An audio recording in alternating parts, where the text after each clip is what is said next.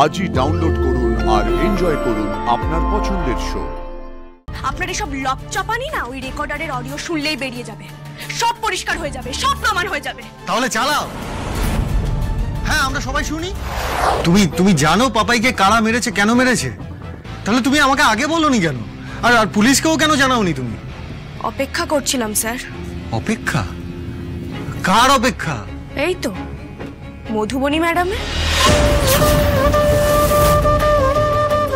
আমি এসবের মধ্যে কোথা থেকে আসলাম?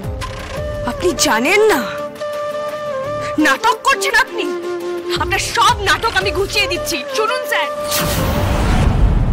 বাইরের কেউ নয়, পাপাই তার এই অবস্থা মধুবনী ম্যাডাম করেছে।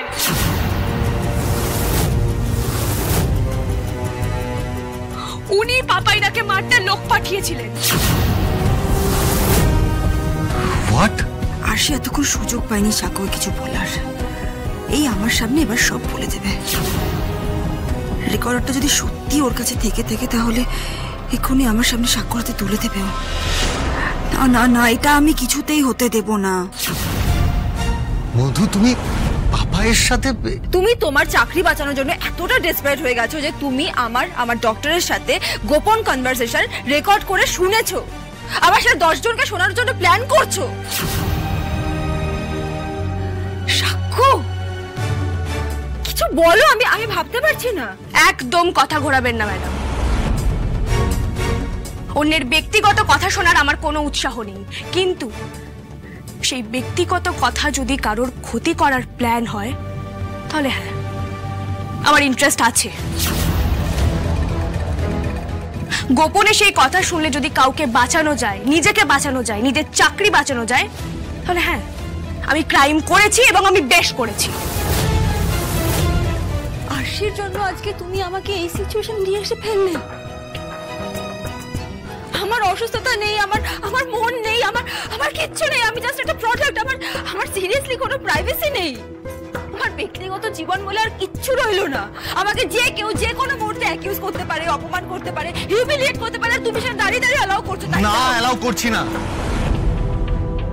তোমরা এইভাবে মধুকে অপমান করলে, ওর প্রিভেসিতে এভাবে আঘাত করলে, অসম্মান করলে। সরি সাক্ষ্য, বিশ্বাস ভালো জানো তো, অন্ধবিশ্বাস ভালো না। আর এই ক্ষেত্রে তুমি অন্ধবিশ্বাসের কুয়োয় ডুবে আছো।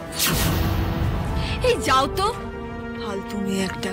তুমি এত কথা বলো না। তুমি যা বেইমানি করেছো আমাদের সাথে, তারপর না তোমার কথা এখানে কেউ শুনতে ইন্টারেস্টেডই নয়। তোমার কথার কোনো গুরুত্ব নেই এখানে। প্লিজ যাও। আর আপনি কি করেছেন ম্যাডাম? ঋতুদি চাপে পড়ে একটা ভুল করে ফেলেছিল, কিন্তু তারপর যতবার আমরা বিপদে পড়েছি ঋতুদি আমাদের পাশে এসে দাঁড়িয়েছে। সব সময় আমি যখন বিপদে পড়ি ঋতুদি আসে আমার পাশে দাঁড়াতে। আর আপনি, আরে আমার কথা তো ছেড়েই দিন, আপনি স্যারকে ঠকিয়েছেন। আর সেটা যাতে স্যার জানতে না পারে সেই জন্য গুন্ডা লাগিয়ে একটা নিরীহ ছেলেকে আপনি মৃত্যুর মুখে ঠেলে দিয়েছেন। আর আপনি লজ্জা করছেন, আপনি দাঁড়িয়ে কথা বলে যাচ্ছেন। কেন চুপ করবো আমি? আপনার এসব লপচাপানি না ওই রেকর্ডারের অডিও শুনলেই বেরিয়ে যাবে, সব পরিষ্কার হয়ে যাবে, সব প্রমাণ হয়ে যাবে। তাহলে চালাও। হ্যাঁ, আমরা সবাই শুনি। না দেখো, এতক্ষণ আমি শুনতে চাইনি, তার কারণ অন্যের ব্যক্তিগত কথা আমি শুনতে চাই না। কিন্তু তোমরা যখন এত কনফিডেন্টলি বলছো যে মধু নাকি অন্যায় করে চলেছে, আমাকে ঠকিয়ে চলেছে, তাহলে কোথায়? চালাও না, রেকর্ডিংটা চালাও। কোথায় রেকর্ডার?